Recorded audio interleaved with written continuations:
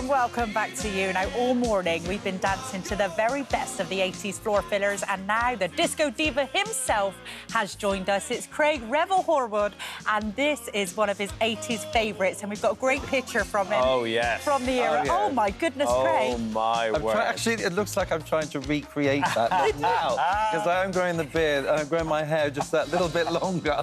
You look Is so that a cool. bad thing? Did you love the 80s? I adored the 80s. I was so pleased that I was born in 1965 so I could enjoy the 80s in my 20s, and that's when my dance career sort of started. And, of course, there was all those... Tony Basil was around with Mickey.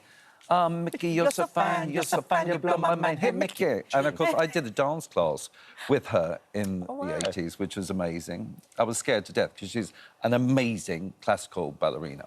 But people probably don't even know who she is now. But, you know, no, I think a lot of these tunes are... I know my kids are listening to a lot of this stuff again, and they go, Dad, have you heard of this amazing band? You know, they're called U2. I mean, yeah, I'm familiar with them, you know. still going, at least, that's aren't true, they, yes. in Yeah, that yeah, way? yeah, You know, yeah. but Gold is one of my favourites. And like you, Sweet Dreams, I love yeah. the Eurythmics. Annie Lennox, because I used to live near her in Crouch End when I first came over, and that was like a huge, big wow moment for me. You are celebrating the 80s in your musical. We are going to talk about that, but Craig, I know a lot of viewers at home going, Craig's on the sofa, you must ask him about Strictly. Let's deal with that, and then we'll talk about the musical. Absolutely. Look, it's been a huge story because it's the nation's favourite Saturday night show, let's be honest. Your view on it, you know, how much did you know? How much did I knew nothing. The judges are very separate. When the story erupted and came out in the press, I was shocked, along with all the other judges. And I couldn't quite believe it, because we meet the pros and we meet the celebs on occasion throughout the show. But we're very separate. We're on level 2, for instance, and then we're ushered. For obvious reasons, you know, we shouldn't be sort of talking to them or jeering them up before the show at all as judges. So we take that part of it seriously. We have nothing to do whatsoever with their training or how they get there to that point on the Saturday night. We don't even see the camera rehearsals on the Friday, so we literally come in on the Saturday, judge what we see for that 1 minute 30, and then it's done. I just want the investigation to be over so I can find out myself the truth, because I have nothing really to say. You know, it's really hard to pass judgment or comment on he said this, she said that. You know, it's really difficult, and it has erupted. And, of course, I've watched, you know, the Amanda tape and all of that sort of stuff, and I've just blown away by the whole situation. So you were surprised and shocked? Yeah, completely and utterly shocked by the whole situation. Craig, are the BBC taking the necessary steps to investigate this properly? Yes, well, I hope so. I really hope so, for their sake. And mine, of course, and the future of Strictly Come Dancing. You know, it is a serious issue, and I think it has to be addressed. And I think putting chaperones in is a really great idea. We had them all through the theatre.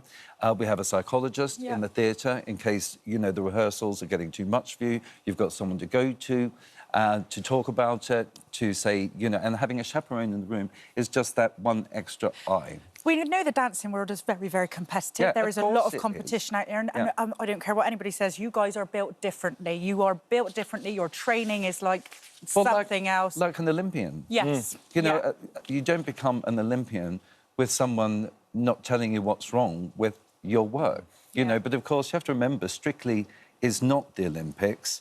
It's a bunch of celebrities learning to dance from scratch, from nothing, by amazing pros who have been in their business since they were 3, you know, and trained within an inch of their lives. So you're putting two very different powerhouses together, and the celebrities are already famous for something else. The culture's different.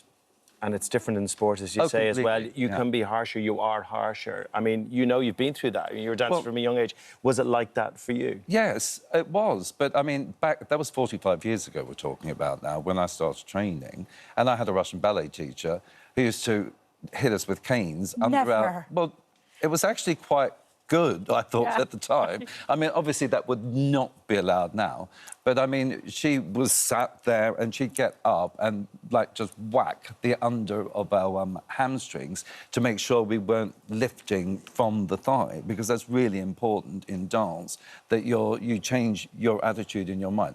Obviously, nowadays, you know, teaching has changed. Even at schools, teaching has changed. I remember, you know, in 1973, being caned for not being able to tell the time. I mean, if your child was sent to a school now and they still had caning, you know, but that life has developed and changed in the teaching world everywhere. And I don't mean just in dance, but in training in the Olympics, for instance, you know, for acrobatics, for everybody. So I think it's really important to know what is and what isn't allowed, you know. And I just can't wait for the investigation to be done so we can get on and start enjoying our and a cultural change series. Off the back of it as well. Well, yeah, of course. I mean, you know, we have woke culture, we have all of that, and I think it's a good thing. And I think it's a good thing that the chaperones are going in. I think it's a good thing because it not only protects the dancer or the pro, it protects the celeb as well as the production team, because you've got, you know, these tapes, you've got, as you know, you work in television, there is a film crew in there the whole time. Yeah. You've got a cameraman, you've got someone doing the lighting, someone doing the sound, and an AP, assistant producer, so, you know. Craig, if you wouldn't have had that level of training, you know, that harshness, that hardness, do you think you'd be who you are today? Probably not, actually, but, you know, I needed people to tell me what was wrong with my dancing. I was never abused, you know, and I don't condone that in any way, shape or form. You know, I think that if that is a problem, then it should be eradicated immediately, you know, so... But I certainly know that tough love was good for me because it made me fight, it made me want it even more. And Tough Love can be the name of your next musical. Yes, very good. This one, though, is celebrating the 80s. It is. And we're really excited about it because the soundtrack for it is fabulous. Tell us all about it. Well, Now, everyone knows the Now albums. Yes. They were the first time you could get a compilation of all different hits all in the one place. I remember I used to have to try and record them from the radio if I want to make a compilation tape to give someone as a present. I mean, there's kids out there that will have no idea what I'm talking about.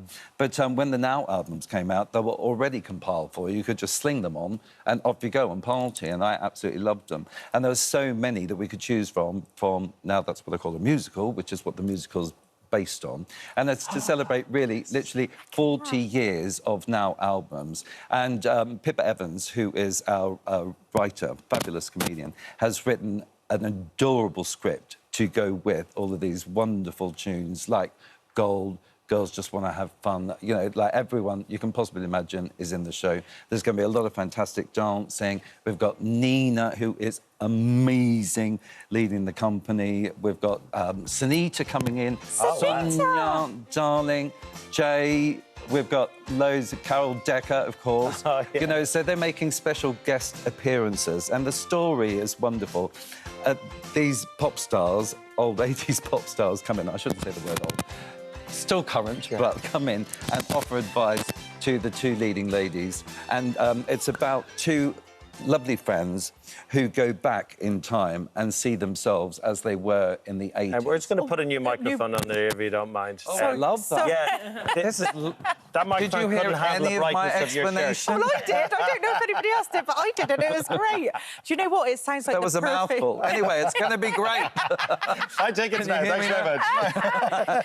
No, but it is fabulous. It's a story about two women who look back on their lives, and it goes back in time 20 years, and then right at the very end, it goes forward 20 years. So we're set in 2009, we're set in 2029, and also set in 1989, and that's where the music that supported all the drama from their lives came from. So it's a way of living through music and sort of pushing your life through music. Of course, they have ups and downs. So at this reunion that they attend, they find out a lot about each other that they didn't know. So it's a musical that you can bring your kids along to. You'll get something out of it. They'll enjoy it too. Oh, it's lovely. There's a it's family. For the whole family. It's a really family show, and it's also to introduce all those wonderful hits.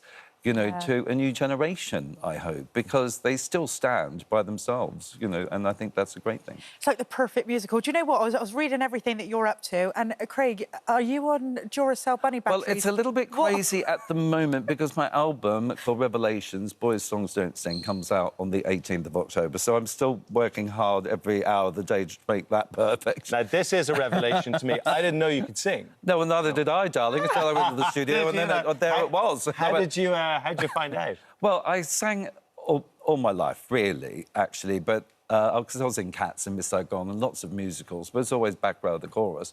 And when I went on my tour of All Balls and Glitter, my solo tour, lots of fans were saying, "Oh, have you got anything recorded?" And I thought, actually, no, I don't, as a matter of fact. So it's a bucket list thing. So I've done that, ticked that little box, which is great. And then, of course, Strictly's coming. We've got the tour, then my album tour. Darling, I could go on. But I cannot wait. But I'm so much looking forward to starting the musical on Monday with the whole company. Pencil a long holiday in there as well. Yeah, it sounds like the perfect musical. Thank you, Craig. So now, tickies for Now, That's What I Call Music, UK and in Ireland are on sale now, and that is for the tour. Now,